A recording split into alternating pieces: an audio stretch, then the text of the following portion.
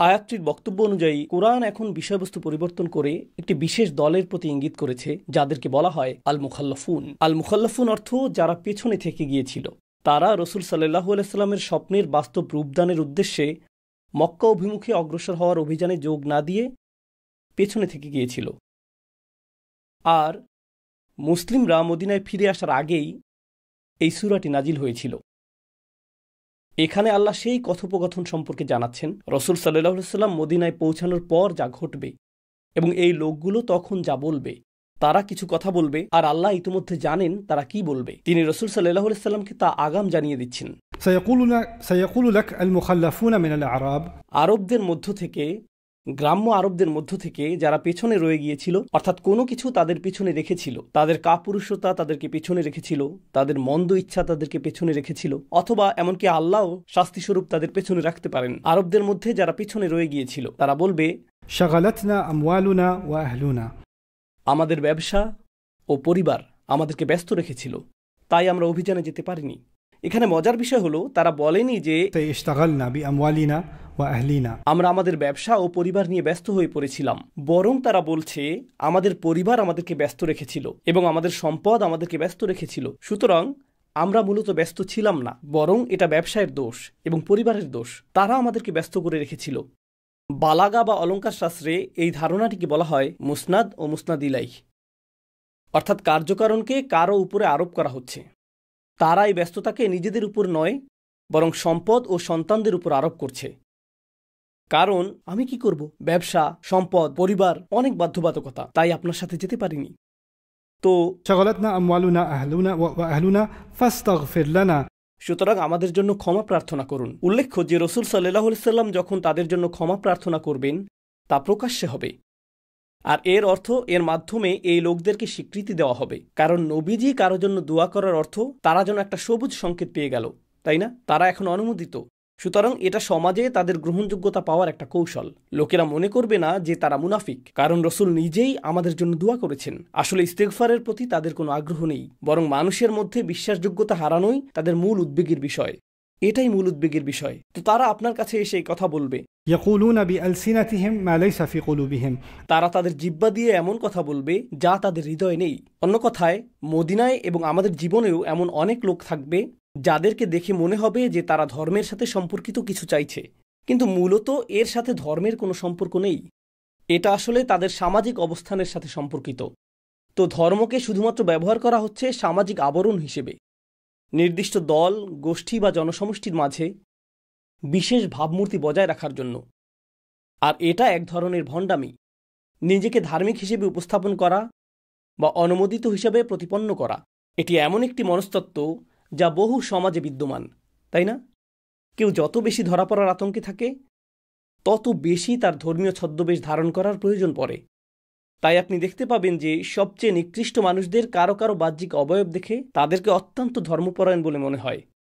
নিকৃষ্ট ধরনের কিছু মানুষ, তারা মানুষের অগোচরে ক্ষতি করে, ব্যবসায় প্রতারণা করে, স্ত্রীর মোহরানা আদায় করে না, উত্তরাধিকার অস্বীকার করে, সব ধরনের হারাম ব্যবসা চালায়, ধার করা টাকা ফেরত দেয় না, অপবাদ দেয়, প্রতারণা করে, মিথ্যা বলে, সব ধরনের খারাপ কাজ করে, সব অন্যায়, অনৈতিক কাজ। কিন্তু বাহ্যিক অবয়বে তারা অত্যন্ত ধর্মপরায়ণ, অর্থাৎ তারা নামাজ পড়ে অথবা ইসলামিক কোনো কাজ করে, তা প্রদর্শনের চেষ্টা করবে, তাই না? পোশাক, চেহারা সবই অত্যন্ত ধার্মিক, তাই না? আর এর ফলে সাধারণ মুসলিমগণ ভাবে যে ধার্মিক মানুষগুলো তো নিকৃষ্ট মানুষ, এরা আসলেই বিপদগামী। আমি তো এমন অনেককে চিনি যাদের ধার্মিক অবয়ব নেই, কিন্তু তারা অনেক বেশি চমৎকার। আর এই ধার্মিক লোকগুলো কত খারাপ! আসলে তাদের ধার্মিক হওয়াটা এ কারণে নয়, বরং ঠিক উল্টোটাই সত্য। এর কারণ তারা মূলত ধার্মিক নয়, কিন্তু তারা ধর্মকে ছদ্মবেশ হিসেবে ব্যবহার করে, এটাকে ঢাল হিসেবে ব্যবহার করে। এরপর তারা তাদের কাজ যেভাবে চালানোর সেভাবেই চালায়, তাই না? তো এরকম তো অহরহ দেখতে পাওয়া যায়। এ বিষয়ে সবচেয়ে চোখে পড়ার মতো উদাহরণ, আমার শত আলোচনায়ও এর জন্য যথেষ্ট হবে না, কারণ এটি প্রচুর পরিমাণে ঘটছে। লক্ষ লক্ষ, কোটি কোটি মানুষ এমনটা করছে। আমার কাছে অবাক লাগে। উদাহরণস্বরূপ দক্ষিণ এশিয়া ও দক্ষিণ পূর্ব এশিয়া, যেমন ভারত, পাকিস্তান, বাংলাদেশ, নেপাল, এবং এভাবে এগিয়ে গেলে মালয়েশিয়া, ইন্দোনেশিয়া, সিঙ্গাপুর ও শ্রীলঙ্কা। এই অঞ্চলে মূলত পৃথিবীর বেশিরভাগ মানুষ বাস করে। দক্ষিণ এশিয়া ও দক্ষিণ পূর্ব এশিয়া একত্রে পৃথিবীর সবচেয়ে ঘনবসতিপূর্ণ অঞ্চল। আর মজার বিষয় হলো এটি পৃথিবীতে মুসলিমদেরও সবচেয়ে ঘনবসতিপূর্ণ অঞ্চলগুলোর একটি। সুতরাং আসুন এক মুহূর্তের জন্য মুসলিমদের নিয়ে কথা বলা যাক। যখন কোনো নারী তালাকপ্রাপ্ত হয়, যেমন স্বামী স্ত্রীর মধ্যে ঝগড়া হলো, লোকটি বলল তালাক। যদি আপনি পাকিস্তানে থাকেন তাহলে 3 বার না বললে তা তালাক বলে গণ্য হবে না, কারণ কিছু নির্বোধ মানুষ তাদেরকে শিখিয়েছে যে তোমাকে 3 বার তালাক বলতে হবে। তাই তারা এমনকি তালাক শব্দটি একবারে উচ্চারণ করতেই জানে না, তালাক তালাক তালাক। যখন সে এমনটা করে তখন মেয়েটি বা স্ত্রীটির কি হয়? লোকটি মেয়ের বাড়িতে ফোন করে বলে, আপনাদের মেয়ের সাথে আমার সম্পর্ক শেষ, তাকে নিয়ে যান, সে আর আমার স্ত্রী নয়, আমি তাকে তালাক দিলাম। এটা অহরহ, লক্ষ লক্ষ পরিবারে এমনটা ঘটে। আর প্রসঙ্গক্রমে লোকটি কিন্তু ধার্মিক, বড় দাড়ি রয়েছে, গত বছর হজ করেছে, এমনকি সেখানে সেলফিও তুলেছে, ইসলামিক সেলফি। সে এরকম। কোরআনে সূরা তালাক নাজিল হয়েছে, কোরআন নাজিল হওয়ার পর দীর্ঘ সময় অতিক্রান্ত হয়েছে, এটা লুকানো কোনো বিষয় না। কোরআন বলছে, إذا طلقتم النساء فطلقوهن لعدتهن وأحصوا العدة। যখন তোমরা নারীদের তালাক দাও তখন ইদ্যতের সময় পূর্ণ হওয়া পর্যন্ত তাদেরকে সময় দাও, যা হলো 3টি মাসিক চক্র। নিশ্চিত করবে যে তুমি এই সময় পূর্ণ করেছ। لا تخرجوهن من بيوتهن। মনোযোগ দিয়ে শুনুন, তাদেরকে নিজেদের ঘর থেকে বের করে দিও না ওই 3 মাসে, এমনকি ঘরটি যদি তোমার মালিকানাধীন হয়, ওই 3 মাসে এটি তার ঘর। এমনকি যদি তুমি জীবনে কখনো তার সাথে ভালো ব্যবহার নাও করে থাকো, ওই 3 মাসে সে তোমার অতিথি নয়, সে তোমার ঘরে থাকছে না, এটি তার ঘর এবং আল্লাহ তাকে পূর্ণ অধিকার দিয়েছেন। তাদের ঘর থেকে তাদেরকে বের করে দিও না, ওয়ালা ইয়াখরুজনা, আর তারাও বের হবে না, তাদের বের হওয়া উচিত না। সুতরাং 3টি মাসিক চক্র পর্যন্ত সে বের হবে না, আর স্বামীও তাকে বের করে দিবে না। ঠিক আছে?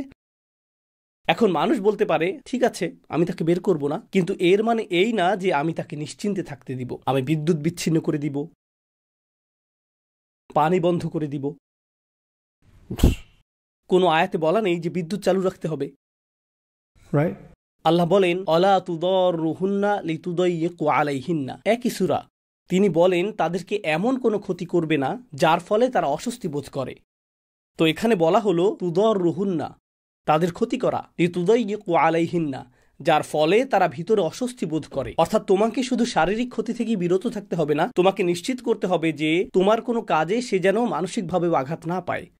কারণ স্পষ্টতই তোমরা একে অপরকে মানসিকভাবে সামলাতে পারছিলে না, কিন্তু বিশেষ এই সময়ে তোমাকে আগের চেয়েও ভালো হতে হবে। কারণ আল্লাহ বলছেন, এখন তুমি আমার নির্ধারিত সময়ে প্রবেশ করছো যখন তুমি ইদ্যতের সময়সীমায় প্রবেশ করেছো। এর আগ পর্যন্ত তোমরা ছিলে স্বামী স্ত্রী, সেটা ছিল তোমার স্ত্রীর মধ্যকার ব্যাপার। কিন্তু যেই মুহূর্তে তুমি তলাক উচ্চারণ করলে, এটি এখন তুমি, আল্লাহ ও তোমার স্ত্রীর মধ্যে। তোমার বোঝাপড়া এখন তার সাথে নয়, বরং সরাসরি আল্লাহর সাথে। আর আল্লাহ বলেছেন, এটা তোমার সময় নয়, এটা আমার সময়, আমি তাকে এই ইদ্যত দিয়েছি, আর তুমি তার সাথে সেভাবেই আচরণ করবে যেরকমটা আমি আদেশ করেছি। এর আগ পর্যন্ত তোমরা বন্ধু হতে পারো, কখনো কখনো একে অপরের উপর রাগ করতে পারো, কিন্তু ওই 3 মাসে নয়। অলা তুদররুহুন্না লিতুদাইয়িকু আলাইহিন্না, এই 3 মাসের জন্য। এখন আপনারা আমাকে বলুন, ধার্মিক মুসলিম পরিবারগুলো হিজাব, দাড়ি, পূর্ণ ইসলামিক অবয়ব, আর সেই হিজাবি মা যিনি প্রতি সপ্তাহে ইসলামী আসরের আয়োজন করেন, তিনি বলছেন, আমার ঘর থেকে বের হয়ে যাও, এটা আমার ছেলের ঘর। আর সেই সপ্তাহে তিনি সূরা তালাকের তাফসীর নিয়ে আলোচনা করেন। বুঝতে পারছেন বিষয়টা? এটা কোন ধর্ম? এটা কোন ধর্ম? আমাদের সমাজে এত বেশি গুরুত্ব দেওয়া হয়, মুরগিটি কোথা থেকে কিনেছো, এটা কি হালাল মুরগি, এটা কি জবিহা হালাল, এটা কি সুবার জবিহা হালাল, ছুরিটা কি হালাল, লোকটা কি হালাল, তার হাত কি হালাল, হালাল কতটা হালাল। আপনি নিশ্চিত করেন যে এটা হালাল, কিন্তু এই সকল হারাম কাজ আপনি প্রকাশ্যে করছেন, আল্লাহর আয়াতকে উপহাস করছেন। এতে কোনো সমস্যা নেই, কোনো সমস্যা নেই, এগুলো কোনো ব্যাপারই না। মানুষ নিশ্চিত করে, এভাবে চেক করে নিশ্চিত করে, ভাই ভাই আপনার কাপড় গোড়ালির কিছুটা নিচে নেমে গেছে, ما أسفل الكعبين ففي النار। গোড়ালির নিচে থাকলে সে অংশ জাহান্নামে যাবে। একই লোক, সে এখনও তার স্ত্রীর মোহরানা আদায় করেনি। একই মানুষ, এটা কি? একই লোক যে বাবা মারা যাওয়ার পর তার বোনের উত্তরাধিকার প্রদান করেনি। একই লোক, একই লোক। আমি এটা বুঝতে পারি না। জানেন এই লোকদের কি ঘটে? তারা ধর্মের কিছু অংশ নেয় আর বলে, এটাই আমার ইসলাম। যতক্ষণ মানুষ দেখছে, কারণ এটাই মানুষ দেখতে পায়। মানুষ দেখতে পায় গোড়ালির ওপরের কাপড়, মানুষ দেখতে পায় আমার দাড়ির দৈর্ঘ্য, মানুষ দেখতে পায় মাথায় পরিহিত হিজাব, মানুষ এগুলো দেখতে পায়। যতক্ষণ তারা দেখতে পাবে যে আমি ধার্মিক, সেটাই আমার জন্য যথেষ্ট। আড়ালে আমি কি করি, টাকা পয়সার ব্যাপারে, উপার্জনের ব্যাপারে, হালাল হারামের ব্যাপারে, অন্য মানুষের অধিকারের ব্যাপারে, ধর্ম নিয়ে কি প্রহসন আমি করি, সেটা গুরুত্বপূর্ণ না। তাতে সমস্যা নেই, কারণ মানুষ সেটা দেখতে পায় না, মানুষ তা দেখবে না। আমি কিন্তু কাউন্সিলিং করি না। কখনো কখনো মানুষ আমার সাথে সাক্ষাৎ করে, মানুষ আমাকে প্রায় এমন কিছু কথা বলে এই ভেবে যে আমি একজন কাউন্সিলর। আমি তা নই, দয়া করে আমাকে এসব বলবেন না। তারা এসে বলে, আমার স্বামী এটা করে, সে তার বাচ্চাদের মারধর করে এবং সে খুব রাগী মানুষ, আপনি কি তার সাথে কথা বলবেন? তার রাগের সমস্যা খুব প্রকট। আমি বলি, ঠিক আছে, আমি কি তাকে চিনি? হ্যাঁ, আপনি তাকে চেনেন, সে সব সময় মসজিদে আসে। আমি চিনি? আমি তো কোনো রাগী মানুষকে চিনি না। এরপর লোকটির সাথে যখন দেখা হয়, আসসালামু আলাইকুম রহমতুল্লাহ, ভাই কেমন আছেন? আলহামদুলিল্লাহ। আমি বলি, আপনি কিভাবে এমনটা করেন? আপনি আপনার বাচ্চাদের মারেন? ব্রো, সে প্রকাশ্যে এক ব্যক্তি আর ঘরের দরজা বন্ধ হলেই সম্পূর্ণ ভিন্ন ব্যক্তি, পুরোপুরি ভিন্ন। আল মুখাল্লাফুনরা আসলে এরকমই, যারা ধর্মের অবয়বের আড়ালে থাকতে চায়। আর ধার্মিক অবয়ব বজায় রাখার সবচেয়ে ভালো উপায় কি? রসুল সাল্লাল্লাহু আলাইহি সাল্লামের কাছে এসে ওজর পেশ করা আর তাকে দিয়ে নিজের জন্য দোয়া করানো। যখন নবীজি তার জন্য দোয়া করেন, সবাই ভাববে যে রসুল সাল্লাল্লাহু আলাইহি সাল্লাম এই ব্যক্তির জন্য দোয়া করেছেন, নিশ্চয়ই সে একজন ভালো মানুষ। ফাস্তাগফির লানা, আল্লাহ বলছেন, ইয়াকুলুনা বিআলসিনাতিহিম মা লাইসা ফি কুলুবিহিম, তারা তাদের জিহ্বা দিয়ে এমন কথা বলে যা তাদের অন্তরে নেই। আলসিনাহ শব্দটি ভাষাগত উৎকর্ষতার অর্থ প্রদান করছে, অর্থাৎ তারা মানুষকে বোঝানোর ক্ষেত্রে খুবই পারদর্শী। যদি আফওয়াহ শব্দটি ব্যবহৃত হতো, এর অর্থ হতো তারা বকবক করে। এর আরেকটি অর্থ, তারা অর্থহীন কথা বলে। কিন্তু আলসিনাহ মানে তারা খুবই চতুর, কথায় অত্যন্ত কৌশলী। কিন্তু তারা তাদের জিহ্বা দিয়ে এমন কথা বলে যা তাদের অন্তরে নেই। কুল, তাদের বলুন, فمن يملك لكم من الله شيئا, আল্লাহর সামনে তোমাদের পক্ষে এমন কর্তৃত্বশালী কে থাকবে? إن أراد بكم ضرا أو أراد بكم نفعا, আল্লাহ যদি তোমাদের কোনো ক্ষতি চান অথবা আল্লাহ যদি তোমাদের কোনো কল্যাণ চান, তখন তোমাদের পক্ষে আল্লাহর সিদ্ধান্তের বিপরীতে দাঁড়ানোর কে আছে? بل كان الله بما تعملون خبيرا, বরং আল্লাহ তোমাদের সব কাজেরই খবর রাখেন, তোমাদের সকল কর্মপন্থা সম্পর্কে আল্লাহ সম্যক অবগত। বাল, আসল বাস্তবতা হলো, জনান্তুম, তোমরা আসলেই মনে করেছিলে যে أن لن ينقلب الرسول والمؤمنون إلى أهلهم أبدا, তোমরা আসলেই মনে করেছিলে যে রসুল ও ঈমানদারগণ আর কখনোই তাদের পরিবারের কাছে ফিরে আসবে না। তোমরা সেই মানুষ যারা নিশ্চিত ছিলে যে রসুল ও ঈমানদারগণ মৃত্যু মুখে পতিত হবেন। তাই তোমরা যুদ্ধে আসনি, পারিবারিক ব্যস্ততার জন্য না, ব্যবসায়িক ব্যস্ততার কারণেও না, বরং তোমরা ভেবেছিলে তারা আর ফিরে আসবে না, তারা মারা যাবে। وزين ذلك في قلوبكم, আর এই ধারণাটি তোমাদের অন্তরে প্রীতিকর হয়ে উঠেছিল। তারা মৃত্যু মুখে পতিত হবে, এটা তোমাদের আনন্দিত করেছিল। কিন্তু যখন তাদেরকে ফিরে আসতে দেখলে, ইউআযযিবাল মুনাফিকিনা ওয়াল মুনাফিকাত, মুনাফিকদেরকে এটা যন্ত্রণায় বিদ্ধ করছিল যখন তারা নবীজিকে বেঁচে ফিরতে দেখল। এখন মুখ রক্ষার জন্য তাদেরকে নতুন পরিকল্পনা হাজির করতে হলো, আর এটাই ছিল তাদের পরিকল্পনা। আল্লাহ রসুল সাল্লাল্লাহু আলাইহি সাল্লামকে আগেই বলে দিলেন, তারা আপনার সাথে এই খেলা খেলতে চাইবে। আমি আপনাকে তাদের কৌশলটি, তাদের পরিকল্পনাটি সম্পূর্ণরূপে জানিয়ে দিচ্ছি। তাই তিনি বলেন, وظننتم ظن السوء, আর তোমরা সবচেয়ে নিকৃষ্ট ধারণা পোষণ করেছিলে। অকুন্তুম কওমান বুরা, বুরা শব্দটির একাধিক অর্থ রয়েছে। এর একটি অর্থ হলো, তোমরা এমন এক সম্প্রদায় যারা সর্বদা অন্তঃসার শূন্য। বুর অর্থ খালিয়া, বুরা খালিয়া। বুরা অর্থ মৃতও বটে, যেমন বাজারটি নিষ্প্রাণ। دارت السوق, আসুক বুর, অর্থাৎ দোকানে কোনো ক্রেতা নেই, এটা ফাঁকা। যেমন আজকাল অনেক শপিং মলকে মৃত বাজারের মতো নিষ্প্রাণ দেখায়, তাই না? তো এটাকেও বুর বলা হয়।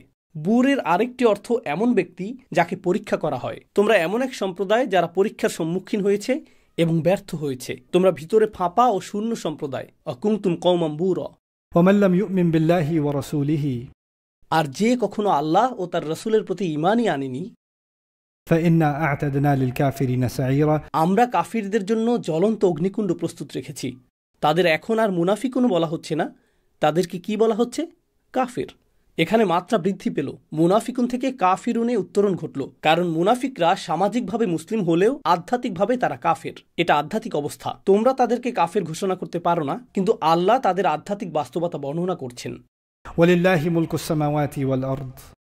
আকাশ ও পৃথিবীর রাজত্ব একমাত্র আল্লাহরই মালিকানাধীন। ইয়াগফিরু লিমান ইয়াশাউ ওয়া ইউআযযিবু মান ইয়াশা।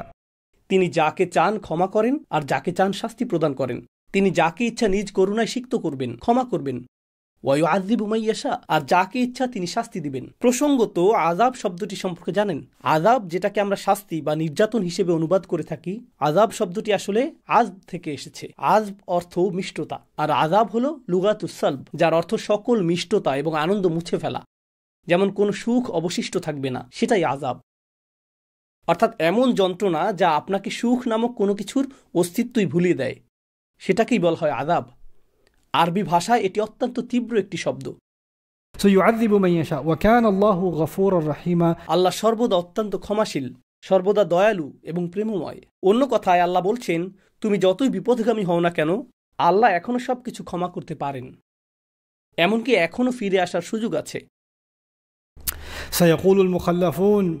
যারা পেছনে রয়ে গিয়েছিল তারা আবারও কথা বলবে। তারা আরও বলবে, যখন তোমরা সম্পদের বিশাল স্তূপের দিকে অগ্রসর হবে, যা তোমরা সহজেই গ্রহণ করবে। এই আয়াতে মুসলিমদের উদ্দেশ্য করে বলা হচ্ছে, রাসূল সাল্লাল্লাহু আলাইহি সাল্লামকে বলা হচ্ছে, যখন তোমরা ফিরে যাবে তখন তোমরা এমন স্থানের অভিমুখে যাত্রা করবে যেখান থেকে প্রচুর সম্পদ অর্জন করবে। এটা কিসের ইঙ্গিত দিচ্ছে? খাইবার। খাইবার কিন্তু এখনো ঘটেনি। আমরা এখনো মদিনায় ফিরে যাইনি, কিন্তু আল্লাহ ইতিমধ্যেই বলে দিয়েছেন তোমরা সেখানে যাবে মাগানিমের উদ্দেশ্যে, সম্পদের অভিমুখে, যা তোমরা অর্জন করবে। প্রসঙ্গত আল্লাহ যুদ্ধের কথা বলেননি, তিনি বলেছেন তোমরা সম্পদের বিশাল স্তূপের দিকে অগ্রসর হবে আর তোমরা তা গ্রহণ করবে। এর অর্থ কি? এটা অনেকটা এরকম যেন সেগুলো তোমাদের গ্রহণ করার জন্যই সাজানো রয়েছে, যেন সেখানে কোনো যুদ্ধই হবে না। বদর বা উহুদের মতো সেরকম কোনো যুদ্ধ হবে না, তাই না?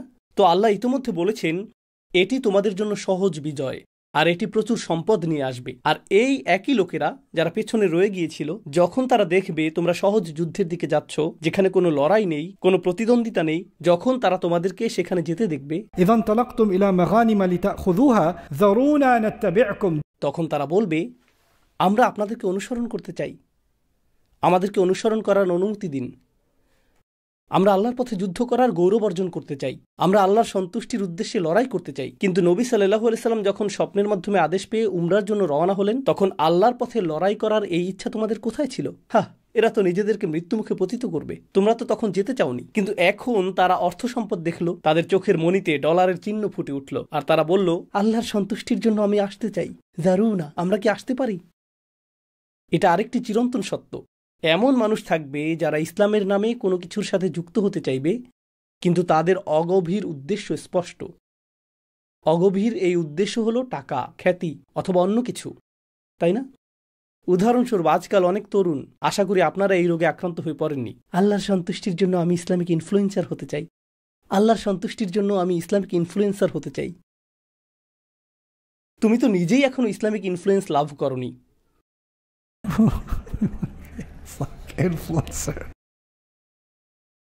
ভাইয়েরা, ভোরে ইস্তেগফার করা খুবই গুরুত্বপূর্ণ, ঠিক আছে? ঠিক আমার মতো আমিও এখন ইস্তেগফার করছি। এটা শুধু আপনি এবং মহান আল্লাহর মধ্যকার ব্যাপার। এই সম্পর্ক শুধু আপনি এবং আল্লাহর মধ্যকার সম্পর্ক, কাউকে এটা জানানো যাবে না। একইভাবে তাহাজ্জুদের নামাজ, বাইরে চাঁদ দেখতে পাচ্ছেন, এটা তাহাজ্জুদের চাঁদ। হ্যাঁ ভাইয়েরা, আপনাদের নিয়তকে খাঁটি রাখবেন। তাহাজ্জুদ বিষয়ক আমার আগামীকালকের লাইভে যুক্ত হন, আল্লাহ সন্তুষ্টির উদ্দেশ্যে। তারা রাসূল সাল্লাল্লাহু আলাইহি সাল্লামের কাছে এসে বলবে, হে নবী, আমরা আপনার অনুসরণ করতে চাই। আর আল্লাহ এখন তার নবীকে একটি নির্দেশনা দিলেন। কি সেই নির্দেশনা? এই লোকেরা যেহেতু হুদাইবিয়াতে বা উমরার উদ্দেশ্যে এই ভ্রমণে আপনার সাথে আসেনি, এর ফলে তারা আর যুদ্ধে অংশ নিতে পারবে না, কারণ এটা প্রমাণ করে যে তারা যুদ্ধক্ষেত্রে জীবন দিতে প্রস্তুত নয়। আর তুমি যদি যুদ্ধক্ষেত্রে জীবন দিতে প্রস্তুত নাও হও, তাহলে তুমি যুদ্ধক্ষেত্রে সম্পদ না, বরং বোঝা। কারণ যখন পরিস্থিতি কঠিন হবে, এই লোকদের থেকে কি আশা করা যায়? তারা পালিয়ে যাবে, তারা কৌশলগত অবস্থান ছেড়ে যাবে, যা মৃত্যুর দিকে নিয়ে যাবে। এদের কোথাও না নেয়াটাই উত্তম। তো যখন তারা আপনার কাছে এসে এই কথা বলে, আল্লাহ বলেন, يريدون أن يبدلوا كلام الله তারা আল্লাহর বাণী পরিবর্তন অথবা প্রতিস্থাপন করতে চায়। আল্লাহ তার সিদ্ধান্ত জানিয়ে দিয়েছেন। আল্লাহর কালামটি কি?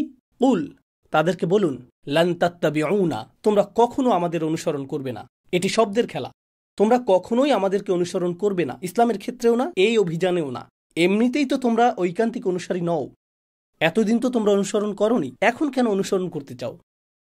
لن تتبعونا كذلكم قال الله من قبل আর প্রসঙ্গত আল্লাহ ইতিমধ্যে আগেই এই কথা বলে দিয়েছেন, অর্থাৎ এই আয়াতটি এই কথোপকথনের আগেই নাজিল হয়েছে।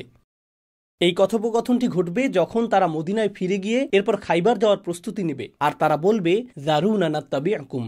তখন আপনি বলবেন, লান তাত্তাবিউনা কাযালিকা ক্বালাল্লাহু মিন ক্বাবল, তোমরা আমাদের অনুসরণ করবে না। তারা বলবে, কোথা থেকে আবার এই কথা বলছো? আল্লাহ ইতিমধ্যে এটা বলে দিয়েছেন, তুমি সূরাটি শোনোনি? সবাই তো তোমাকে নিয়েই কথা বলছে, তুমি তো সেলিব্রিটি ভাই।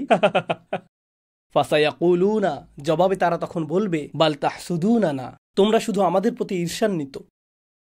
এটাই তারা বলবে, তোমরা ঈর্ষা করছো, কারণ তোমরা হুদাইবিয়া পর্যন্ত গিয়ে সেখানে বহনকারী পশুগুলোকে হারিয়ে গরিব হয়ে ফেরত এসেছো, আর আমরা সেই ভুল করিনি। তাই তোমরা মনক্ষুণ্ণ হয়েছো এই জন্য যে আমরা এই বিপর্যয় এড়াতে সক্ষম হয়েছি, তাই তোমরা আমাদেরকে এই সম্পদ পেতে দিতে চাচ্ছ না। বাল, আর যখন তারা এমন কথা বলে আপনাকে উত্তেজিত করতে চায়, প্রসঙ্গত মানুষ যখন এরকম কথা বলে তখন আপনার মনে হয় আমাকে জবাব দিতে হবে। এখানে তারা মূলত সোশ্যাল মিডিয়ার ট্রলে পরিণত হলো। বাল তাহসুদুনানা, তোমরা শুধু ঈর্ষা করো। আর আল্লাহ কি বলছেন?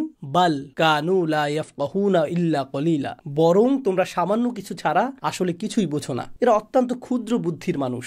আল্লাহ বলছেন, যখন মানুষ আপনাকে উত্তেজিত করতে চায়, এটা এই ইঙ্গিত প্রদান করে যে তাদের বুদ্ধির পরিমাণ আনুবীক্ষণিক, অতি ক্ষুদ্র। তাই এদের সাথে সংলাপ অপ্রয়োজনীয়। যখন তারা বলে বাল তাহসুদুনানা, আল্লাহর জবাব হলো তারা সামান্যই বোঝে। এরকমই হওয়ার কথা। বোকাদের থেকে এটুকুই আশা করা যায়। بل كانوا لا يفقهون إلا قليلا এটা আমাদের শিখাচ্ছে কিভাবে আমরা এগুলো মোকাবেলা করব। আজকাল মানুষ অনলাইনে কিছু দেখলে সঠিকভাবে তাতে মনোযোগ দেয় না। তারা শুধু কমেন্ট পড়ে, তারা শুধু নিচের মন্তব্যগুলো পড়ে। আমার সমস্যা হলো, আমি কখনো ইতিবাচক মনোভাবের কারণে কমেন্ট করিনি। মাঝে মাঝে আমি মজা করার জন্য ফিরতি কমেন্ট করি, এমন মানুষের উদ্দেশ্যে যারা আমাকে নিয়ে কমেন্ট করে শুধুমাত্র মজা নেওয়ার জন্য, কারণ আমি এটা উপভোগ করি। একবার এক লোক আমার দাড়ির সাইজ নিয়ে ক্ষুব্ধ হয়ে লিখল, ভাই আপনার দাড়ির ঠিক নেই, কিন্তু সে বিয়ার্ড বানান ভুল করে ব্রেড লিখেছিল, অর্থাৎ আপনার রুটির ঠিক নেই। তো আমি জবাব দিলাম, wheat are you saying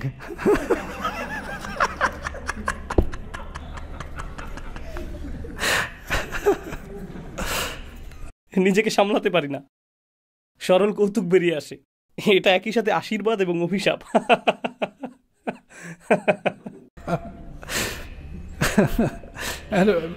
একবার আমার একটা ছবিতে স্যুট পরিহিত ছিলাম। এক লোক বলল, ভাই পোশাকটি ঠিক হয়নি। তার প্রোফাইল পিকচারে সে সানগ্লাস পরেছিল। তো আমি বললাম, আপনি ঠিক বলেছেন, আমি সানগ্লাস পরতে ভুলে গিয়েছিলাম। কিন্তু আমার কথা হলো, আমি এমন কাউকে চিনি না যার হাতে এত সময় আছে যে ইউটিউব বা সোশ্যাল মিডিয়াতে কিছু দেখবে এবং বলবে আমাকে এখনই এই বিষয়ে একটা কমেন্ট লিখতে হবে। আমি এমনকি আমার জীবনের গুরুত্বপূর্ণ ব্যক্তি এবং সহকর্মীদের মেসেজে রিপ্লাই দিবার ঠিকমতো সময় পাই না। ভিডিওতে কমেন্ট করার সময় কোথা থেকে পাবো? যারা এই ধরনের কাজ করে তাদের হাতে এক ধরনের বিশেষ সময় থাকে, তাই না? তাদের সেই কমেন্ট থেকে অনেক সময় বুঝতে পারবেন যে তাদের মস্তিষ্কের নিউরনগুলোর একটি থেকে আরেকটির দূরত্ব কত বেশি। তাই সংলাপে জড়ানোর কি দরকার? সংলাপ অর্থহীন।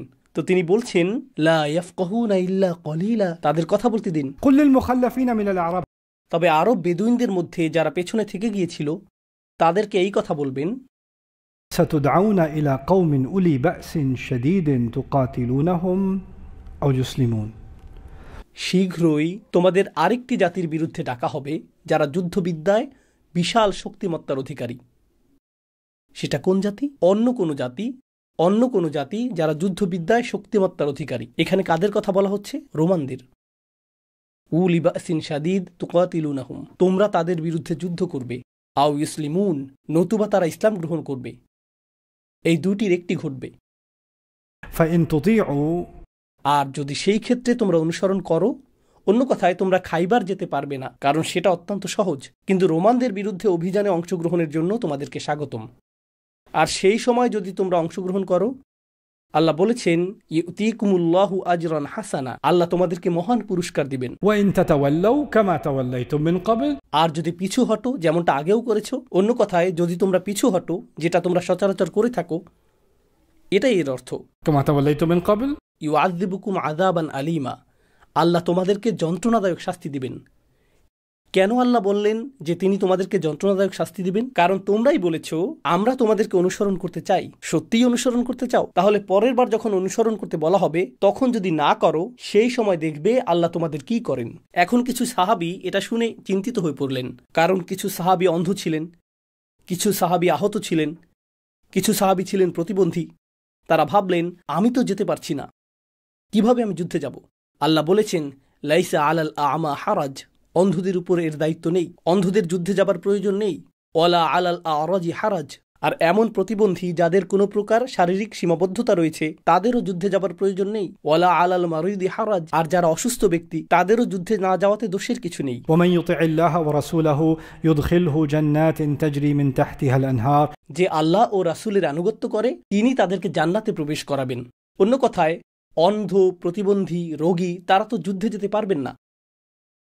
উমরার কথা ভুলে যান, তারা তো নিজ বাড়ি থেকেই বেরোতে পারবেন না। আর আল্লাহ বলছেন তোমরা বাড়ি থেকে বের হতে পারো অথবা না পারো, এতে কিছু আসে যায় না, তবুও আমি তোমাদেরকে জান্নাতে প্রবেশ করাবো। এখানে এই বিষয়টি বেশ কৌতূহল জাগ্রতকারী যে আল্লাহ এই শব্দগুলোকে সাধারণভাবে ব্যবহার করেছেন। তিনি এই আয়াতে আল্লাহর পথে যুদ্ধ করার কথা উল্লেখ করেননি, তিনি আয়াতটিকে পৃথক রেখেছেন। এর অর্থ আপনি এটিকে নির্দিষ্ট অবস্থার প্রেক্ষিতে দেখতে পারেন, আবার এর থেকে সার্বজনীন শিক্ষাও আহরণ করতে পারেন। তো সেই সার্বজনীন শিক্ষাটি কি? তা হলো যারা অসুস্থ, অন্ধ বা প্রতিবন্ধী তাদের উপর কোনো হারাজ নেই, তাদেরকে কোনোভাবেই তুচ্ছ মনে করবেন না। ليس على الأعمى حرج ولا على الأعرج حرج ولا على المريض حرج, সুতরাং আপনি এমন আচরণ করবেন না যাতে তাদেরকে কোনো অংশে কম মনে হয়। যারা সম্পূর্ণ অভিযানে অংশ নিয়েছিলেন তাদেরকে যে জান্নাতের সুসংবাদ দেয়া হয়েছে, ليدخل المؤمنين والمؤمنات جنات تجري من تحتها الأنهار, সেই একই জান্নাত তাদের জন্য প্রস্তুত। এর অর্থ কি? আল্লাহর দৃষ্টিতে তারা কোনো অংশেই কম নন, এটাই এর অর্থ। আর কেউ যদি আল্লাহর চোখে কম না হয়, তবে সে কিভাবে আপনার বা আমার চোখে কম হবে? দুর্ভাগ্যবশত আমাদের সংস্কৃতিতে যা ঘটছে তা হলো, কারো সন্তান প্রতিবন্ধী হলে, কেউ গাড়ি দুর্ঘটনায় প্রতিবন্ধী হয়ে গেলে, অন্ধ হলে বা অন্য কোনো সমস্যা হলে আমরা হঠাৎ করেই তাদের সাথে সম্পূর্ণ ভিন্ন আচরণ শুরু করি। খুবই ভিন্ন আচরণ। কিছু মানুষ এতটাই মূর্খতাপূর্ণ ও কুসংস্কারচ্ছন্ন যে তারা তাদেরকে বিয়েতে পর্যন্ত আমন্ত্রণ করে না। এটা অশুভ লক্ষণ। কেউ বিয়েতে একজন অন্ধ মানুষকে দেখতে চায় না। দাওয়াত দিলেও সে কি কিছু দেখতে পাবে? আমরা এখানে তাকে চাই না। ওই ব্যক্তির ক্যান্সার হয়েছে, না না না, ক্যান্সার আক্রান্ত মানুষের প্রয়োজন নেই। আমার বউভাতে ক্যান্সার রোগীকে রাখতে চাই না। সত্যি? আপনি কি মনে করেছেন যে আল্লাহ আপনার এই আচরণ সম্পর্কে জিজ্ঞাসাবাদ করবেন না? এটা করা কি ঠিক? অপরিচিতদের সাথে তো আছেই, মানুষ নিজের পরিবারের সাথেও এমনটা করে থাকে। মানুষ নিজের পরিবারের সাথে এমনটা করে থাকে। সুবহানাল্লাহ।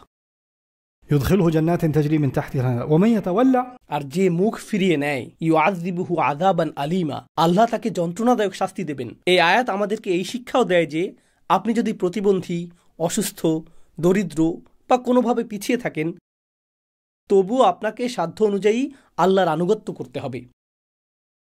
হাসপাতালের বিছানায় শুয়ে থেকেও আপনি আল্লাহ থেকে মুখ ফিরিয়ে নিতে পারেন। আর যে আল্লাহ থেকে মুখ ফিরিয়ে নেয়, আল্লাহ তাকে কঠিন শাস্তি দেবেন। তো আল্লাহর অবাধ্য হতে সম্পূর্ণ সুস্থ হওয়া প্রয়োজন নেই। আপনার হৃদয় দ্বারা, জিহ্বা দ্বারাও অবাধ্যতা প্রকাশ পেতে পারে। আপনার শরীরের কোনো অঙ্গ না নড়লেও আপনার জিহ্বা কুফরি কথা বলতে পারে। ইয়া তাওয়াল্লা, সে মুখ ফিরিয়ে নিয়েছে। সুতরাং পাপ কাজ করার সম্ভাবনা সকলেরই রয়েছে। لقد رضي الله عن المؤمنين إذ يبايعونك تحت الشجرة, আল্লাহ ইতিমধ্যেই সেসব মুমিনদের প্রতি সন্তুষ্ট হয়েছেন যারা গাছের নিচে আপনার কাছে শপথ গ্রহণ করেছিল। فعلم ما في قلوبهم, তিনি জানতেন তাদের হৃদয়ের অভ্যন্তরে কি আছে। فأنزل السكينة عليهم, আর তিনি তাদের উপর প্রশান্তি নাজিল করলেন। এখন আমরা দু ধরনের প্রশান্তি সম্পর্কে শিখলাম। একটি ছিল ভিতরগত, অন্যটি হলো উপরে। তো এর দ্বারা তারা আচ্ছাদিত হয়েছিলেন এবং এটা তাদের হৃদয়ে প্রবেশ করানো হয়েছিল। ওয়া আসাবাহুম ফাতহান করিবা, এবং তিনি তাদের নিকটবর্তী একটি বিজয়ের সংস্পর্শে আনলেন। সেই নিকটবর্তী বিজয়টি কি? আসন্ন ছোট সেই বিজয়টি হলো খাইবার। প্রসঙ্গত, খাইবার থেকে প্রাপ্ত সম্পদ ছিল এ পর্যন্ত অর্জিত সম্পদের মধ্যে সর্বাধিক। অথচ আল্লাহ এটাকে কেবল নিকটবর্তী বিজয় বলে উল্লেখ করেছেন। কিন্তু প্রথমে বর্ণিত বড় সেই বিজয়, সুস্পষ্ট সেই বিজয়, ইন্না ফাতাহনা লাকা ফাতহাম মুবিনা, সেটা ইতোমধ্যেই হুদাইবিয়াতেই ঘটে গেছে। সুতরাং আল্লাহর দৃষ্টিতে বস্তুগত বিজয়ের তেমন গুরুত্ব নেই, কারণ রিজিক আল্লাহর হাতে। নৈতিক বিজয়, আধ্যাত্মিক বিজয়, কৌশলগত বিজয়, সেটাই অনেক বেশি গুরুত্বপূর্ণ। অমাগানিমা কাসীরাতান ইয়াখুযুনাহা, এবং অনেক অনেক যুদ্ধলব্ধ সম্পদ আসবে যা তোমরা গ্রহণ করবে। ওয়াকান আল্লাহু আজিজান হাকিমা, আর আল্লাহ সর্বদাই চূড়ান্ত কর্তৃত্বের অধিকারী, প্রজ্ঞাময়। ওয়া'আদাকুমুল্লাহু মাগানিমা কাসীরা, আল্লাহ তোমাদেরকে অগণিত যুদ্ধলব্ধ সম্পদের প্রতিশ্রুতি দিয়েছেন, যেগুলো তোমরা সহজেই গ্রহণ করবে। ফাআজ্জালা লাকুম হাযিহি, আর আল্লাহ এর কোনোটি তোমাদের জন্য ত্বরান্বিত করেছেন, অর্থাৎ আল্লাহ এগুলোকে দ্রুততর করেছেন, তোমাদেরকে দীর্ঘ অপেক্ষা করতে হবে না। এটা আমি আগামীকাল বিস্তারিত বলবো। তো গত পর্বে এবং এই পর্বে আমি আপনাদের যে ইতিহাস বলেছি তা ছিল এই সূরা নাজিল হওয়ার আগের ঘটনা, তাই না? এরপর সূরাটি নাজিল হলো, কিন্তু এখন সূরাটি এমন কিছু ঘটনার কথা বলছে যা সূরাটি নাজিলের পরে ঘটবে, অর্থাৎ এটি ভবিষ্যতের কথা বলছে। তো আমরাও সেগুলো ভবিষ্যতে আলোচনা করব। এগুলো কোন ঘটনার দিকে ইঙ্গিত করছে সেটা পরে আসছে। আমরা এক ধরনের প্রতীক্ষায় আছি, ঠিক যেমন সাহাবীরা প্রতীক্ষায় ছিলেন যে কোন বিষয়ে কথা বলা হচ্ছে।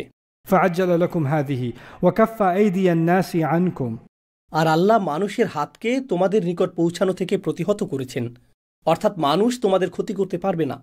তোমরা এই যুদ্ধলব্ধ সম্পদগুলো সংগ্রহ করবে আর তোমাদের কোনো ক্ষতি হবে না।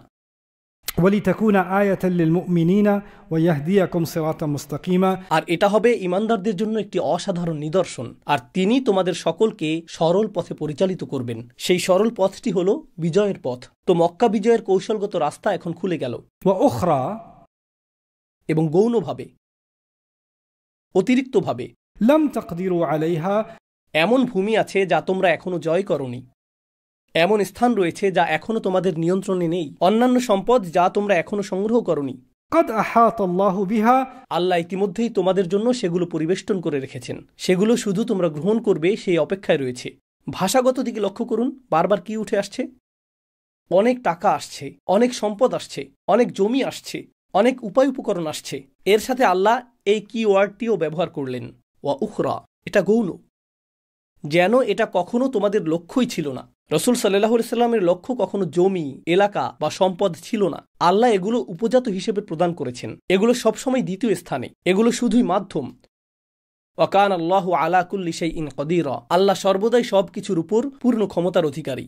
এখানে আল্লাহ আমাদের বলছেন যে ইসলামের উদ্দেশ্য ক্ষমতা নয়, ইসলামের উদ্দেশ্য ভূখণ্ড নয়, ইসলামের উদ্দেশ্য ছিল এর চেয়েও মহৎ। ভূখণ্ড এমনিতেই চলে আসবে।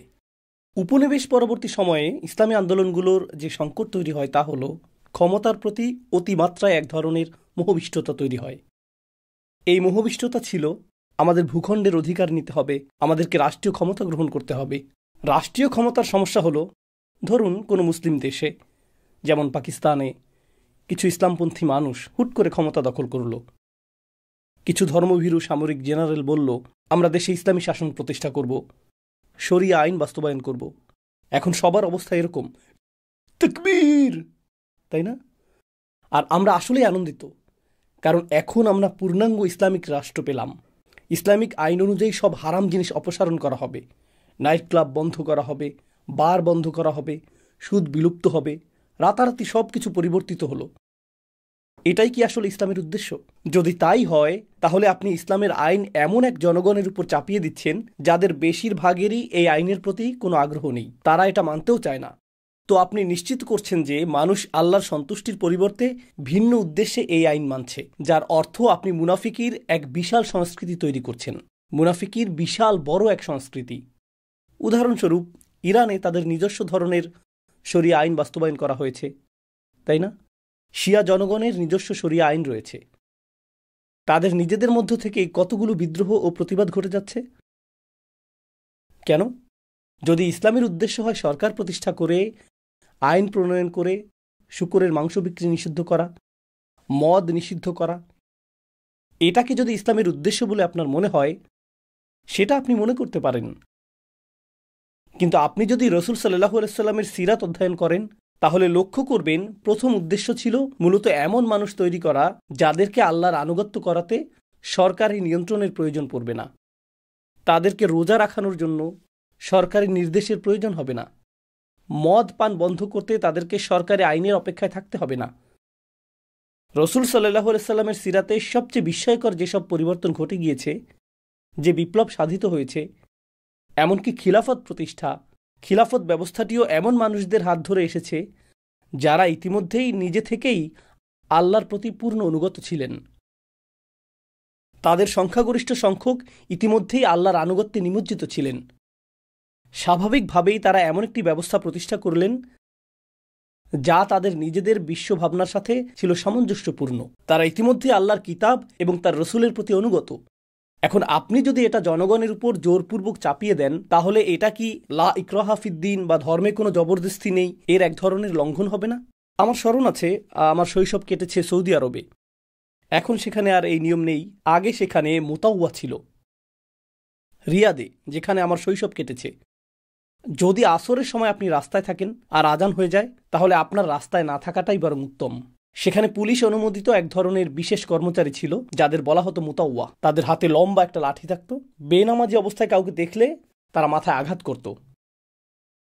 আপনি যদি দৌড়ে মসজিদে না যান, তাহলে তারা পুলিশ ডাকত। আর নামাজের সময় দোকান বন্ধ রাখতে হবে। কোনো দোকান খোলা পেলে দোকানদারদেরকে টেনে নিয়ে যাওয়া হতো।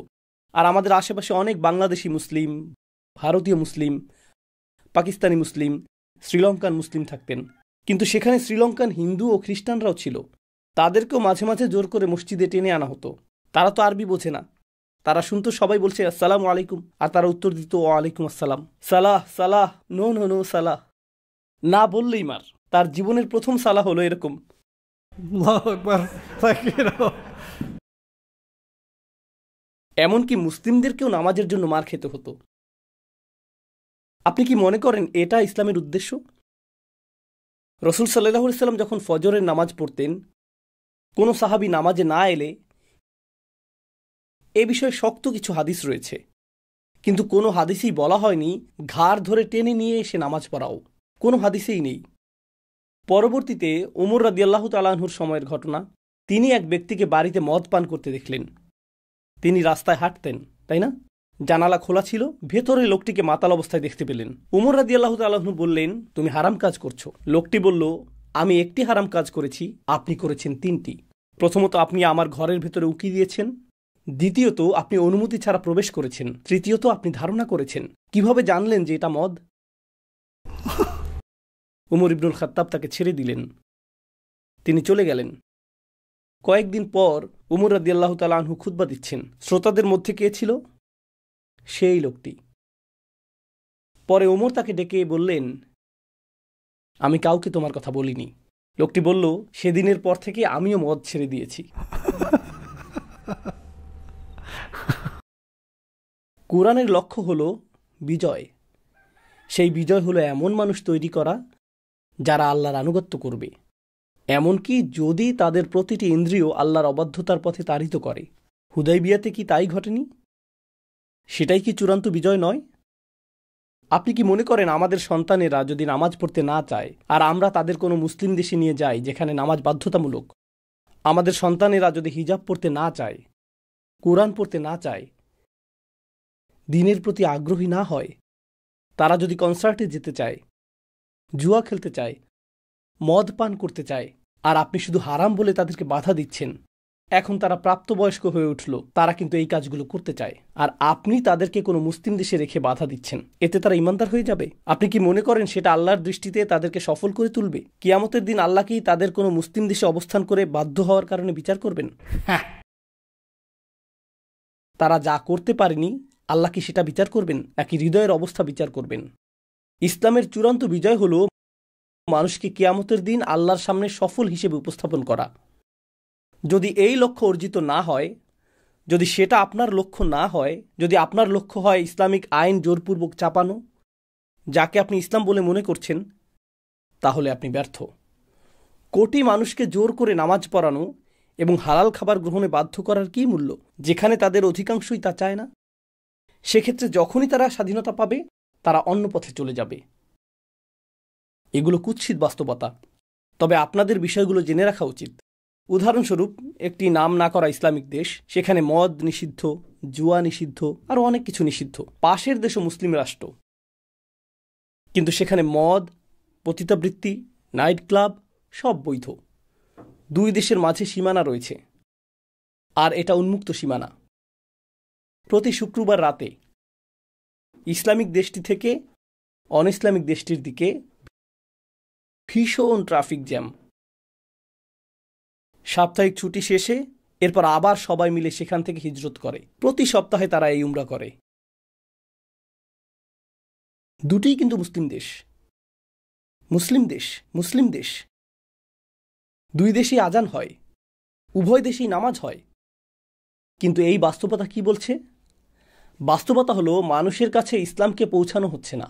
মুসলিম দেশগুলোর প্রেক্ষিতে আমরা যখন ইসলাম নিয়ে আলোচনা করি, আমরা বোঝাই শরিয়া কোর্ট, আমরা বোঝাই নিয়ম কানুন, আমরা বোঝাই মুরতাদকে হত্যা করতে হবে অথবা মদ নিষিদ্ধ করতে হবে।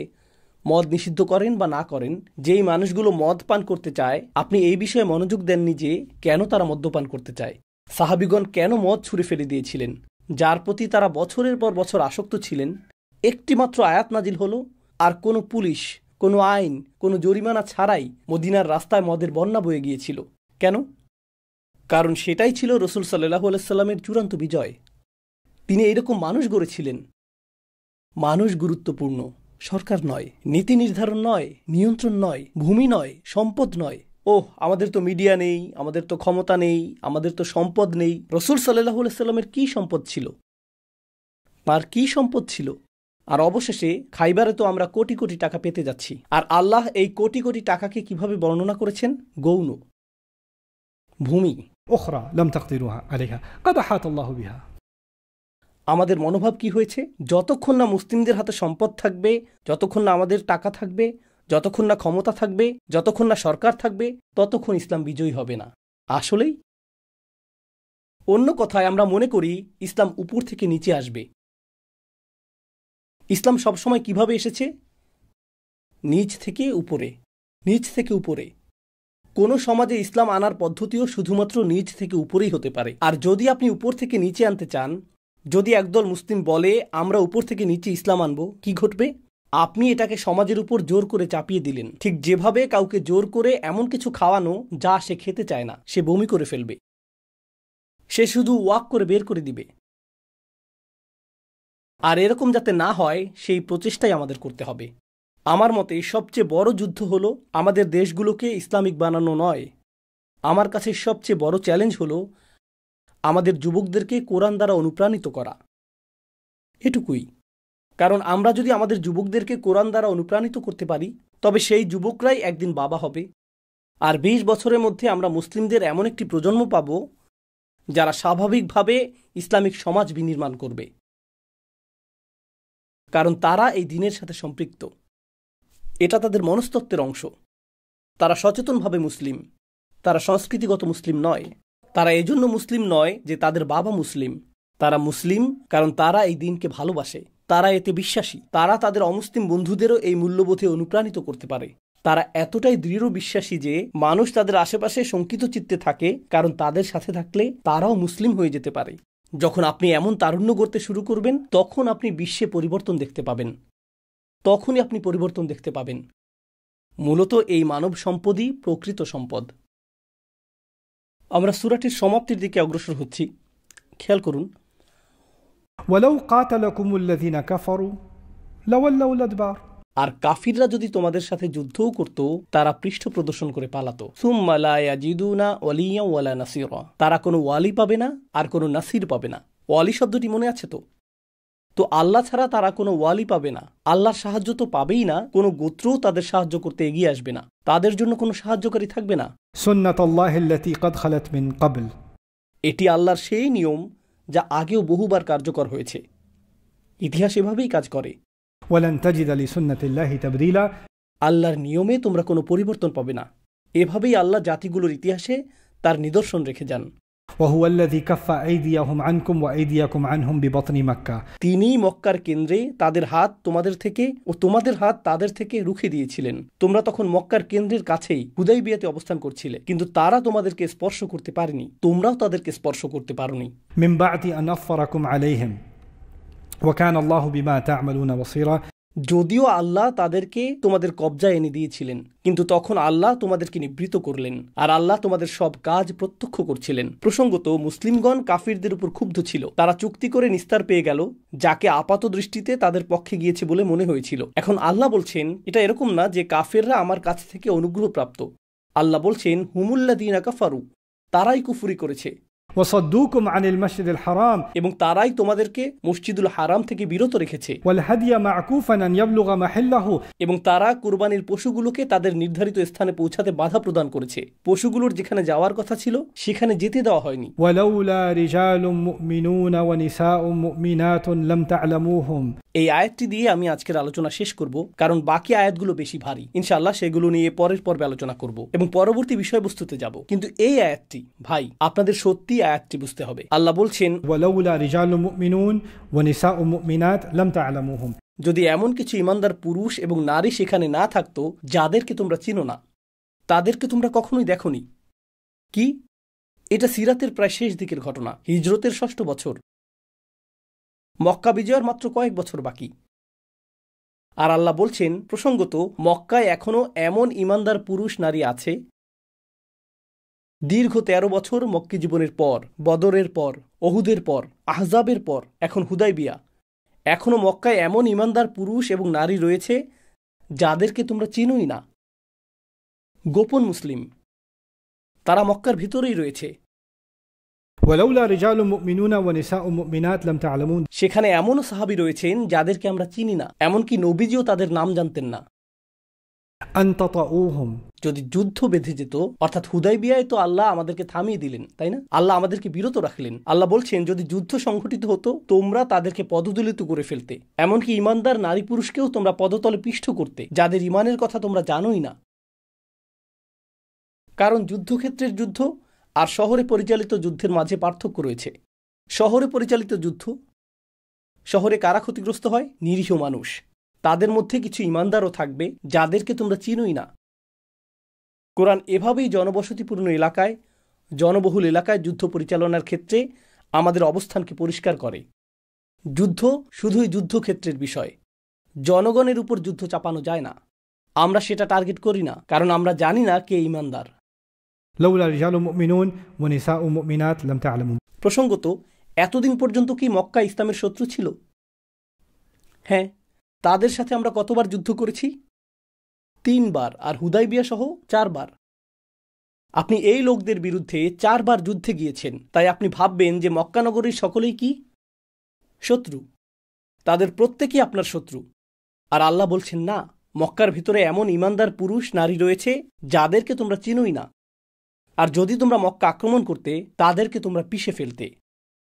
أن تطؤوهم أن تصيبكم معرة بغير علم আর তখন যা ঘটত, একটি কদর্যতা দেখা যেত, একটি মাআররাহ তোমাদের মুখমণ্ডলকে আবৃত করত, যা তোমরা জানতেও পারতে না। ইমানদারদের হত্যার মাধ্যমে তোমাদের উপর এক কদর্যতা চেপে বসত, আর তোমরা জানতেও পারতে না। তাই আল্লাহ বলছেন, এজন্যই আমি যুদ্ধ হতে দেইনি। যুদ্ধ করার জন্য তোমাদের ধমনীর প্রতিটি রক্তকণিকায় আগুন ধরে গিয়েছিল। তোমরা শুধু হত্যা করতে চাইছিলে। রাসূল সাল্লাল্লাহু আলাইহি সাল্লাম শান্তি চুক্তি করলেন, তোমরা শান্তি চাওনি। আল্লাহ বলেছেন, তোমাদের ইচ্ছা অনুযায়ী চললে তোমরা নিরীহ ইমানদারদের হত্যা করতে, আর তোমাদের আত্মায় এক কদর্য দাগ থেকে যেত, যা ছিল অমোচনীয়, আর তোমরা তা জানতেও পারতে না। আল্লাহ তোমাদের নিজেদের থেকেই তোমাদের রক্ষা করলেন। সুবহানাল্লাহ। أن تصيبهم معرة بغير علم এরপর তিনি বলেন, ليدخل الله في رحمته من يشاء আল্লাহ এই সব কিছু করলেন যাতে তিনি যাকে ইচ্ছা তার রহমতে প্রবেশ করাতে পারেন। এর অর্থ কি? এর অর্থ হল, বিদ্যমান ইমানদাররা তো আছেই, বরং অমুসলিম মক্কাবাসীদের মধ্যেও অনেকেই অচিরেই ইসলামে প্রবেশ করবে। আর যদি এই যুদ্ধ ঘটত, তারা কখনোই আল্লাহর রহমতে প্রবেশ করতে পারত না। আল্লাহর সেই রহমতটি কি? ইসলাম। আল্লাহ চান আরও মানুষ যেন ইসলামে প্রবেশ করে, আর সেজন্যই তিনি তোমাদেরকে যুদ্ধ করতে দেননি। ليدخل الله في رحمته من يشاء যাকে তিনি ইচ্ছা করেন। لو تزيلوا আর যদি তারা সম্পূর্ণ পৃথক হয়ে যেত। আমি প্রচুর চকলেট মিল্ক পান করতাম, তাই আপনাদেরকে চকলেট মিল্কের উপমা দিচ্ছি। ধরুন আপনার কাছে দুধ আছে, আপনার কাছে চকলেট পাউডার আছে। একবার তা মিশ্রিত করলে তারা এক হয়ে যায়। যদি আপনি দুধ ও চকলেট পাউডার পৃথক করতে পারতেন, সেটাই হতো তাজাইয়ুল। তাজাইয়ুল অর্থ হলো পাউডারগুলো একদিকে, দুধগুলো আরেক দিকে, তারা একে অপর থেকে সম্পূর্ণ পৃথক। আল্লাহ বলেন, মক্কা নগরীতে তারা যদি পৃথক অবস্থায় থাকত, অর্থাৎ মুমিনরা তাদের এলাকায় থাকত, গোপন ইমানদার বা ভবিষ্যতে মুসলিম হতে পারবে এমন সব মানুষ রাস্তার একপাশে, আর কট্টর কাফেররা যারা কুফুরিতে মারা যাবে তারা অন্য পাশে। যদি সেরকম হতো, ব্যাপারটা সেরকম হলে لعذبنا الذين كفروا منهم عذابا أليما আমি নিজে তাদের মধ্যকার কাফেরদেরকে যন্ত্রণাদায়ক শাস্তি প্রদান করতাম। আল্লাহ আমাদেরকে বলছেন কেন তিনি মক্কা ধ্বংস করলেন না, কারণ জনগণ ছিল মিশানো। সেজন্যই আপনি দেখেছেন মানুষ যখন আমেরিকার পররাষ্ট্রনীতি নিয়ে ক্ষুব্ধ হয় আর রমজান মাস চলে আসে, اللهم أهلك الأمريكان أسقط طائراتهم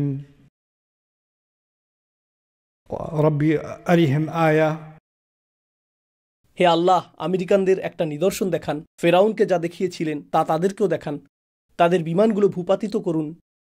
আর আপনি সেখানে দাঁড়িয়ে আছেন, পরের সপ্তাহে আপনার একটা ফ্লাইট রয়েছে, আর আপনিও বলছেন ওহ আমিন।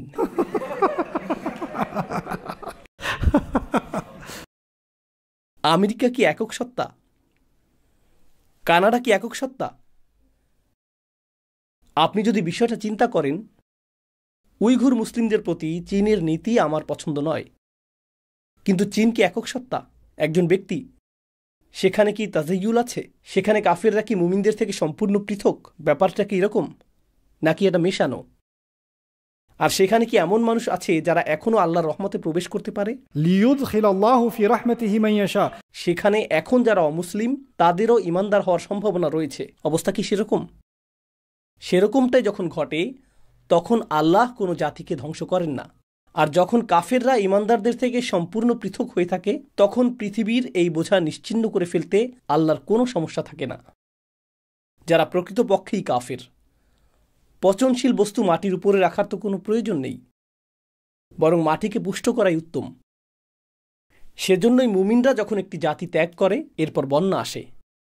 মুমিনরা একটি জাতি ত্যাগ করে আর আগুনের বৃষ্টি বা ভূমিকম্প আসে, কারণ এখন আর কোনো ইমানদার অবশিষ্ট নেই। وما وجدنا فيها غير بيت من المسلمين সেখানে মুসলিমদের একটি ঘরও পাওয়া যায়নি, তখনই ধ্বংস আসে।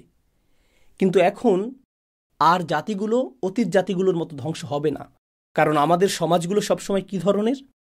মিশ্র সমাজ। আর প্রথম যে মিশ্র সমাজ ধ্বংস থেকে রক্ষা পেল তা ছিল মক্কা। কারণ সকল নবীর কাহিনীর শেষে কি ঘটে থাকে? তাদের শহরগুলো ধ্বংসপ্রাপ্ত হয়, তাই না? এটা কি লূত আলাইহিসসালামের সাথে ঘটেনি? এটা কি নূহ আলাইহিসসালামের সাথে ঘটেনি? সালিহ আলাইহিসসালাম, শুআইব আলাইহিসসালামের ঘটনায় তেমনটা ঘটেনি? মক্কার ক্ষেত্রে কেন তা ঘটল না? এই আয়াতটির কারণেই। لو تزيلوا لعذبنا الذين كفروا منهم عذابا أليما এটা আমাদেরকে এই শিক্ষাও দেয় যে কোনো দেশকে একক সত্তা হিসেবে বিবেচনা করার এই মানসিকতা কোরআন বিরোধী। আমেরিকাকে আমরা একক সত্তা ভাবতে পারবো না, পাকিস্তানকে আমরা একক সত্তা ভাবতে পারবো না, চীনকে আমরা একক সত্তা ভাবতে পারবো না। পাকিস্তানিরা ভারতকে একক সত্তা মনে করে, আফগানিরা পাকিস্তানিদের একক সত্তা মনে করে। আমি জানি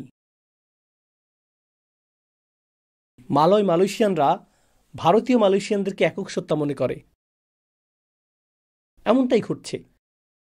মানুষ সরলীকরণ করতে পছন্দ করে। যখন আপনি সবাইকে ঢালাওভাবে কাফের জাতি বলে আখ্যায়িত করতে পারেন, তখন তাদেরকে অমানুষ হিসেবে বিবেচনা করা সহজ হয়। প্রথম ধাপ অমানুষ মনে করা, দ্বিতীয় ধাপ হলো গণহত্যা। আর এই আয়াতে আল্লাহ সেই গণহত্যাকেই রোধ করেছেন। বুঝতে পারছেন? এটা আসলে গণহত্যা প্রতিরোধের আয়াত। لولا رجال مؤمنون ونساء مؤمنات لم تعلموا أن প্রসঙ্গত তারা যদি খাঁটি কাফেরও হয়ে থাকে আপনার তাদেরকে ধ্বংস করার প্রয়োজন নেই। আল্লাহ এই আয়াতে কি বলেছেন? لعذبنا الذين كفروا منهم عذابا أليما। আমি নিজেই তাদেরকে যন্ত্রণাদায়ক শাস্তি দিতাম, আমি তাদের ব্যবস্থা নিতাম। এটাই আল্লাহর সুন্নাহ। আল্লাহর সুন্নাহ হলো খাঁটি কাফির সম্প্রদায় যখন অবশিষ্ট থাকে তিনি নিজেই তাদের ধ্বংস করেন। خسفنا به وبداره الأرض। কারুনকে যেভাবে মাটি গিলে ফেলেছিল, এই মূলনীতিটি মুসলিমদের শিক্ষা দেওয়া হয়েছিল। আর মক্কাবাসীদের ব্যাপারে যদি এভাবে চিন্তা করা না যায়, যারা রাসূল সাল্লাল্লাহু আলাইহি সাল্লামের সাথে 3 বার যুদ্ধ করেছে, যারা তাকে নির্বাসিত করেছে, যারা আল্লাহর রাসূলকে হত্যার চেষ্টা করেছে, তবুও আপনি মক্কার জনগোষ্ঠীকে অতি সরলীকরণ করতে পারেন না। আপনি বলতে পারেন না যে মক্কার সকল জনগণ কাফের। তো আপনি যদি মক্কার ক্ষেত্রে সেটা বলতে না পারেন, তাহলে কিভাবে আপনি পৃথিবীর অন্য কোনো জাতি সম্পর্কে এভাবে বলবেন? কিভাবে মুসলিমরা অন্য কোনো জাতি সম্পর্কে এভাবে বলতে পারে? যদি কোনো জাতি সম্পর্কে এভাবে বলা যেত, সেটা হতো মক্কা। তখন সেটা লাইসেন্স হিসেবে গণ্য হতো। হুদাইবিয়ার শেষে আল্লাহ সেই লাইসেন্স বাতিল করে দিলেন। প্রথম দিকে যখন আমরা এই শান্তি চুক্তি করছিলাম, আমরা প্রচণ্ড ক্ষুব্ধ ছিলাম, কিন্তু কোরআনের বিজ্ঞতা আমাদের উপর উন্মোচিত হওয়ার পর বুঝতে পারলাম এই চুক্তি কাফেরদের পক্ষে তো নয়ই, বরং এটি তাদের ক্ষতিই করেছে। এটি অন্যান্য অঞ্চলের জন্য অসংখ্য সুযোগ এনে দিয়েছে, যেখানে এখন আমরা মনোনিবেশ করতে পারি। তবে সবচেয়ে গুরুত্বপূর্ণ হলো মক্কার অভ্যন্তরে এমন কিছু মানুষ আছে আমরা যাদেরকে উপকৃত করতে চাই। যদিও আমরা মক্কার সাথে বহুবার যুদ্ধে জড়িয়েছি, তবুও সেখানকার কিছু অধিবাসীকে আমরা উপকৃত করতে চাই। অতএব তারাও এই চুক্তির সুফল ভোগী। সুবহানাল্লাহ। আমাদেরকে এখন সাদা কালো দৃষ্টিভঙ্গি ত্যাগ করে ধূসর এলাকাও চিন্তা করতে শেখানো হচ্ছে। বহুমুখী দৃষ্টিকোণ অনুধাবনের কৌশল। বিশেষ করে এখানে উপস্থিত যুব সমাজের জন্য আমি তোমাদেরকে বলছি, বিশ্বব্যাপী ঘটনা প্রবাহের গভীরে গিয়ে সূক্ষ্ম বিশ্লেষণের দক্ষতা অর্জন করো। কোনো সংক্ষিপ্ত উক্তি বা উত্তেজনামূলক ভাষণের উপর ভিত্তি করে সিদ্ধান্ত নেওয়া যাবে না। তারা যদি এটা করে আমরা ওটা করব, তাকবীর, এইরকম জিনিস আমি আরো শুনতে চাই।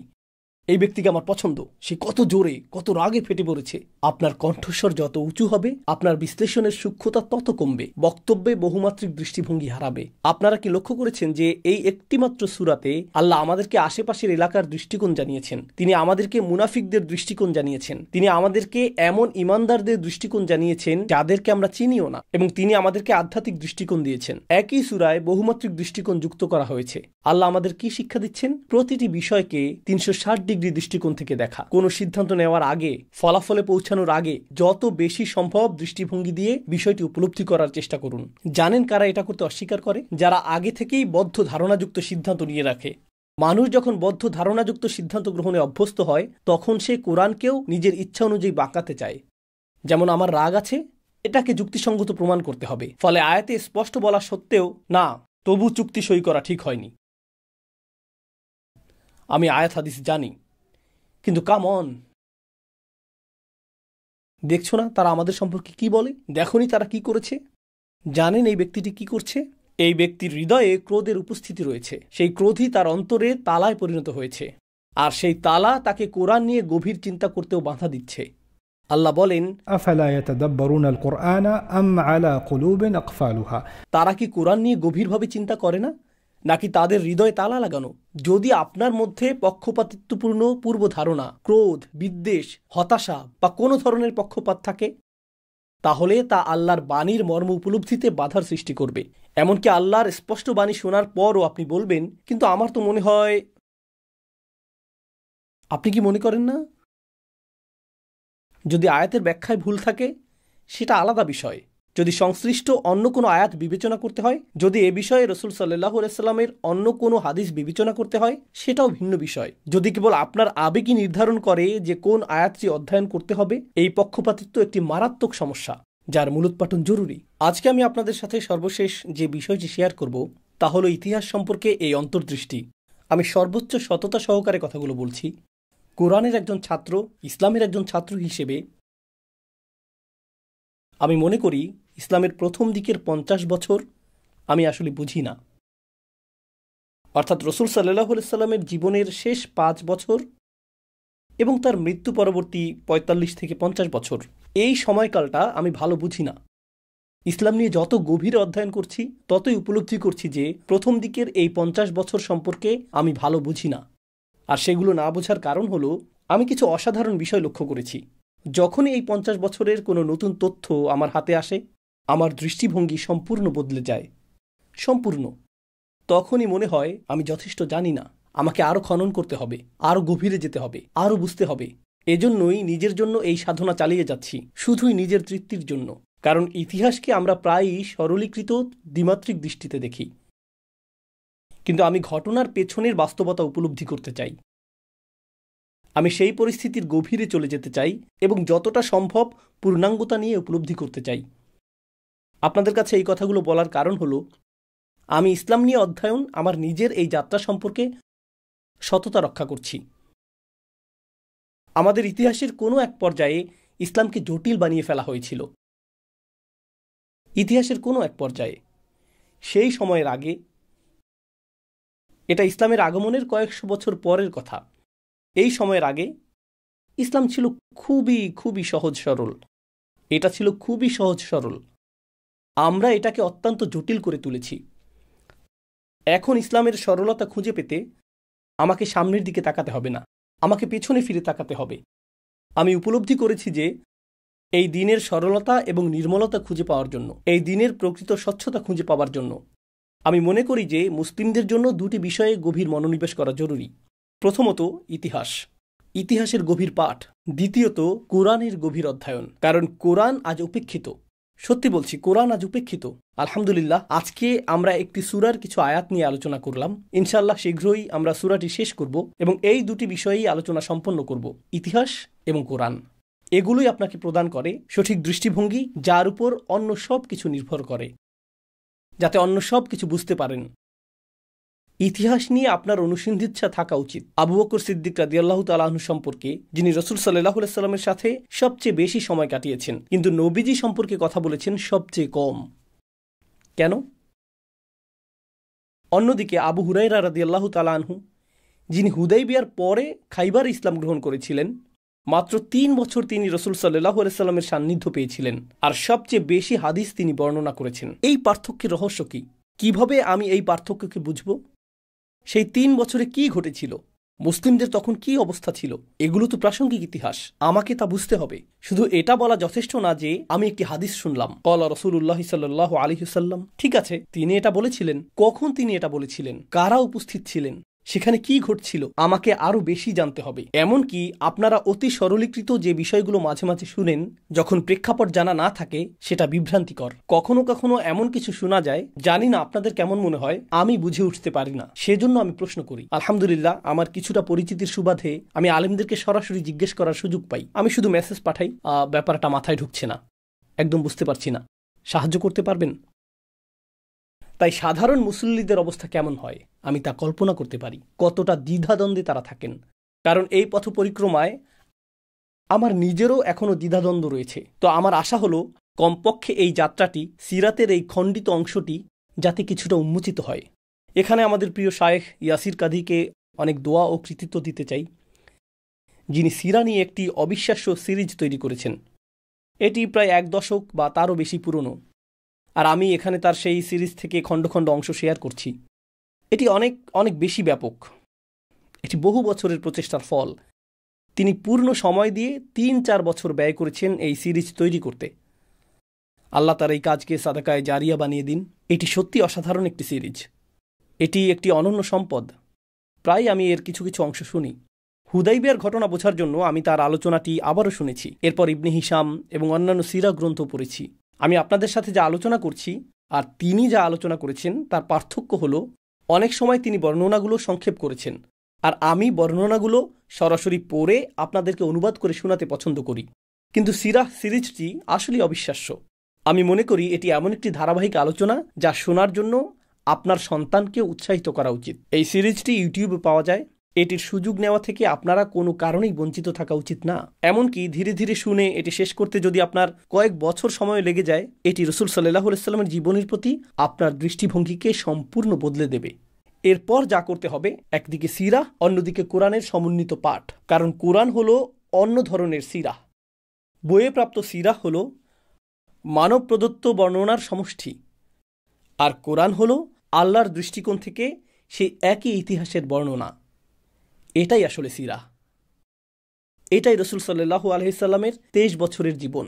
এটাই আসলে সিরা, এটাই রসুল সাল্লাল্লাহু আলাইহি সাল্লামের জীবন, তাই না? এটা আসলে এরকম। তাই আপনার কোরআন পড়ার অভিজ্ঞতা আমূল বদলে যাবে যখন আপনি এভাবে পড়বেন। আল্লাহ আমাদের সবাইকে তৌফিক দিন। জাযাকুমুল্লাহু খাইরান।